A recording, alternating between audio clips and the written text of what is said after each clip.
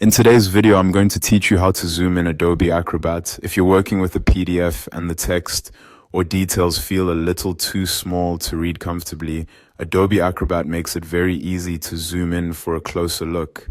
This is especially helpful when you're reviewing fine print, checking formatting, or looking at images, signatures, or small design elements inside a document. To get started, open Adobe Acrobat and make sure the PDF you want to work on is already open on your screen. Before moving on, take a quick moment to confirm that you're inside the correct document, because the zoom tool will apply to the file you currently have open. Once your PDF is visible, you're ready for the next part. Now look over to the right-hand side of the Acrobat window. You should see a vertical menu made up of several icons. In that menu, find the magnifying glass icon with a plus sign inside it.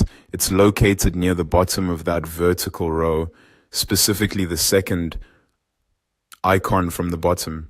When you click that icon, Acrobat will zoom in on the document so everything appears larger and easier to inspect. This is a simple but useful feature because it allows you to focus on the exact section of the PDF you need without changing the document itself.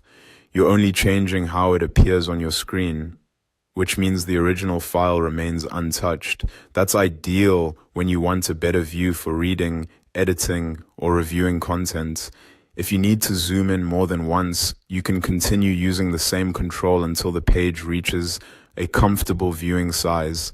A good tip is to zoom in just enough that the text becomes clear without making yourself scroll too much across the page. Finding that balance can make reading and navigating PDFs much easier, and that's all there is to it. Open your PDF in Adobe Acrobat, go to the right-hand vertical toolbar and click the magnifying glass with the plus sign to zoom in. It's a quick adjustment, but it can make a big difference when you're working with detailed documents. Thanks for watching, and I hope this helped you use Adobe Acrobat more comfortably and efficiently.